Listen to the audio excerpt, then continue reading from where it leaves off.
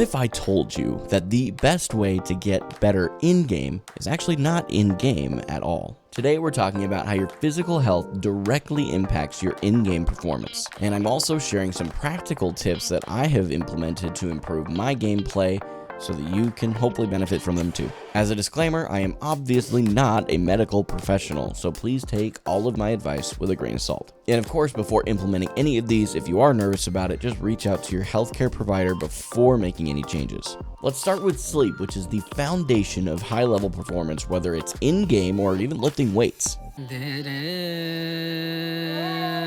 You should be aiming for 7 to 8 hours of sleep every night, as that's where most people thrive. Personally, I have found that 8 hours leaves me the most focused and consistent while in game. I am still a normal gamer, and it is definitely tempting sometimes to sacrifice for just one more match. We also all know it's never just one more match, let's be honest with each other. But over time, that grind that you're adding into it in the cost of your sleep definitely hurts you more than it helps. Sleep deprivation reduces focus, reaction time, and even emotional control.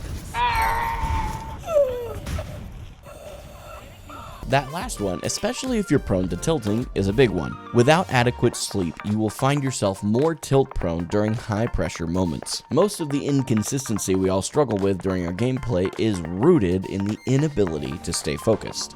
More, win more. It's genuinely that simple. I've made some of my best ranked pushes after a solid 8 hours of rest. Sleep also affects how well you can multitask, which I don't think I really need to explain why that's important in gaming. This next one sounded more like girl math to me, except in science, so bro science if you will. I have to say though, after I implemented it, it completely changed how my mornings feel. I now drink electrolytes first thing when I wake up. When I started doing this, it was with Powerade that we had in the fridge. I will say the mental clarity that I experienced wasn't as obvious day one as it was several days into doing this. I've heard people describe the feeling of having electrolytes in the morning as thinking in 4K, which is incredibly accurate.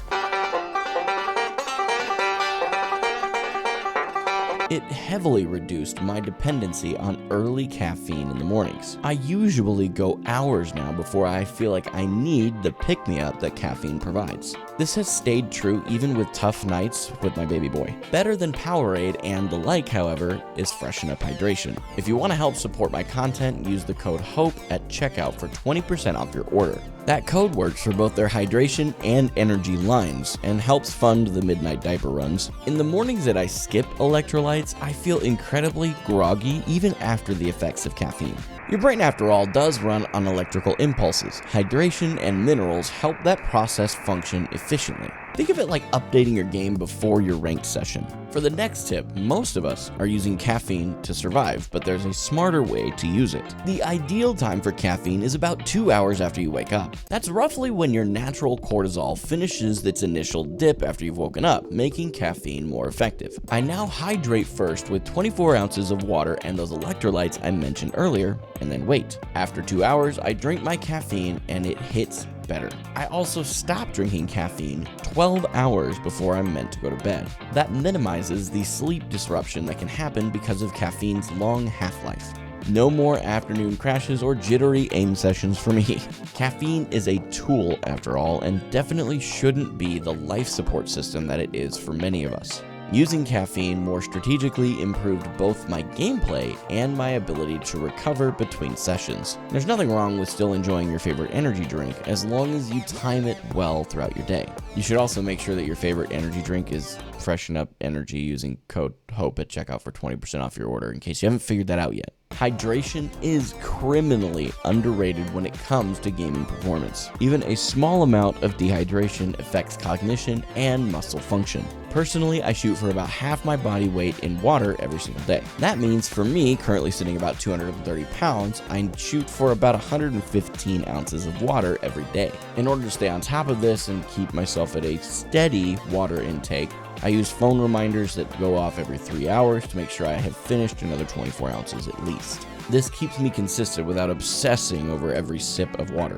Overhydration, while rare, is important to avoid, so please consume your water mindfully. No one aims well with a dry brain or a bloated gut. Since hydrating properly, I've also found that my hands are much less prone to being sore, particularly in my wrist area, which I guess is not really my hands, but you get what I'm saying. Hydrated muscles are way less prone to cramping, even if you're just making small adjustments. And honestly, your skin and joints will thank you too. On another topic, nutrition itself fuels your focus. Garbage in, garbage out. I am going to give you one simple challenge.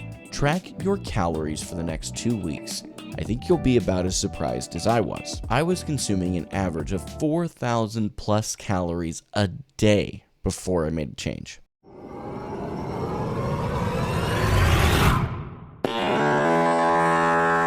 At that time, I was weighing in at 260 pounds and overeating constantly. Now, I stick with 1,900 to 2,400 calories depending on my activity level that day. My maintenance is around 2,400 based on my height, weight, age, as well as my general activity level. Just getting my calories down to maintenance level brought my energy levels up substantially. Clearer thinking, less food coma, and more sustainable focus during matches. Don't eat like you are prepping for the next ice age. Eat for performance. When I eat too heavily, I notice that my body literally heats up and my ability to focus plummets. My advice is to start with simple swaps. Go from Doritos to fruit, soda to water, and maybe even pizza to wraps. That one hurt a little bit to say out loud. Side note, but if you do enjoy watching this kind of content, please consider supporting me via Patreon. I include perks like access to a Minecraft server that is exclusive to my patrons. You can also queue up with us every other Friday for Overwatch quick play games. Your support does help me create these deeper, hopefully more helpful videos, so thank you for that. Have you ever noticed that your aim gets a little weird after a junk food binge? Before one Kovacs training session, I had eaten 4 Pop-Tarts back to back. My aim was trash, jittery, and overshooting like I drank 5 energy drinks consecutively. Excess sugar and carbs spike your insulin, which messes with your nerves significantly. The next day, by contrast, I tried eating high protein and high fiber foods, which was a massive difference. My hands were less sweaty, my aim was more stable, and much more snappy. Sticky hands are also the worst feeling when you're trying to clutch. Fewer distractions mid-game meant that I was less frustrated at the small things and the mistakes that I was making in-game. My go-to now are protein drinks, protein chips, and protein bars. You seen a theme here? Definitely like getting my protein in now, but it did take me a little while to find stuff that I actually enjoyed. Finally, I just want to add to kind of the sleep conversation at the beginning that good quality sleep starts before your head hits the pillow. The first thing, stop eating 3 hours before bedtime. If you're anything like me, from a long day, you want to get back to your bed and just have a late night snack. It's very tempting, but that late night digestion disrupts deep sleep. Second, stop drinking liquid 2 hours before bed. Bathroom breaks at 3 a.m. are not conducive to those deep sleep cycles. And finally, turn off all of your screens at least an hour before bed.